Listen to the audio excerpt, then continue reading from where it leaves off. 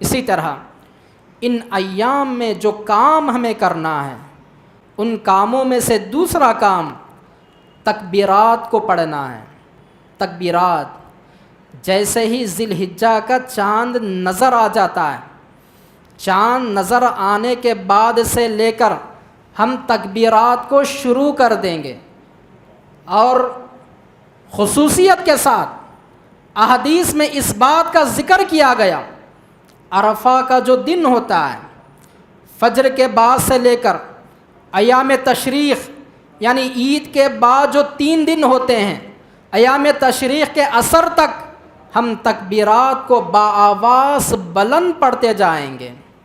اس کی دلیل بخاری کی حدیث ہے، ابن عمر اور ابو ہریرہ رضی اللہ تعالی عنہما کے اس اثر کو اس حدیث میں بیان کیا گیا ہے۔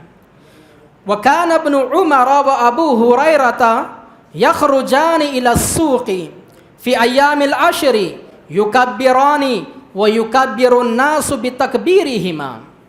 ابو ہریرہ رضی اللہ تعالی عنہ اور ابن عمر رضی اللہ تعالی عنہ کے بارے میں کہا گیا کہ یہ دونوں صحابہ جب عشر ذی الحجہ میں داخل ہو جاتے تو یہ دونوں صحابہ بازار کی طرف نکل جاتے، بازاروں میں جا کر بلند آواز سے تکبیر پڑھتے، زور کی آواز سے تکبیر پڑھتے، اور جو بازار میں لوگ رہتے وہ لوگ ان صحابہ کو تکبیر پڑھتا ہوا دیکھ کر ان کو بھی یاد آ جاتا اور وہ لوگ بھی بلند آواز سے تکبیر پڑھنا شروع کر دیتے تھے۔ آج یہ عمل، ہمارے اسلاف کا یہ عمل، ہمارے صحابہ کا یہ عمل آج ہمارے اندر دکھائی نہیں دیتا۔ آج ہم صحابہ کے نقش قدم پر چلنے کی بڑی بڑی باتیں کرتے ہیں، آج اسلاف کے طریقے پر چلنے کی، ان کے منہج پر چلنے کی بڑے بڑے دعوے آج ہم کرتے ہیں، لیکن اسلاف اور اصحاب کا کوئی نمونہ آج مسلمان پیش کرنے کے لیے تیار نہیں ہے۔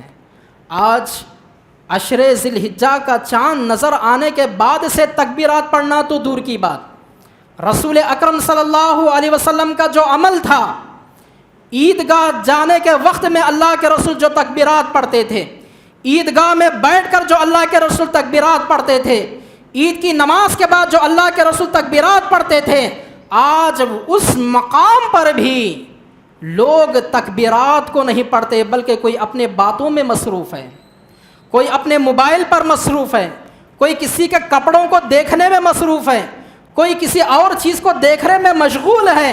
اور لوگوں سے اگر کہا جائے کہ آپ کیوں بلند آواز سے تکبیر نہیں پڑھتے، تو جواب کیا ملا؟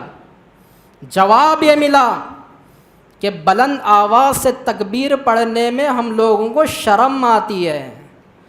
آج مسلمانوں کو بلند آواز سے لڑائی جھگڑا کرنے میں شرم نہیں آتی۔ آج مسجد جیسی مبارک جگہ کو آج مسلمانوں نے نہیں چھوڑا، مسجدوں میں لڑائی جھگڑا کرنے میں شرم نہیں آتی، بازاروں میں گالی گلوچ کرنے میں شرم نہیں آتی، بلند آواز سے بیہودہ باتیں کرنے میں شرم نہیں آتی۔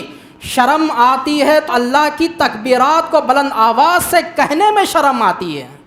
یہ کہاں کا دین ہے؟ یہ کہاں کا اسلام ہے؟ ہمیں رسول اکرم صلی اللہ علیہ وسلم کے طریقے پر چلنا چاہیے، ہمیں صحابہ کے نقش قدم پر چلنا چاہیے۔ اسلاف کا جو نمونہ تھا اس نمونے پر آج ہمیں عمل کرنے کی ضرورت ہے۔ تکبیرات، اللہ اکبر اللہ اکبر، لا الہ الا اللہ واللہ اکبر، اللہ اکبر وللہ الحمد، ان تکبیرات کو ہمیں ایام تشریق کی اثر تک جب بھی ہمیں یاد آئے، جیسے بھی ہمیں یاد آئے، پڑھتے رہنا چاہیے۔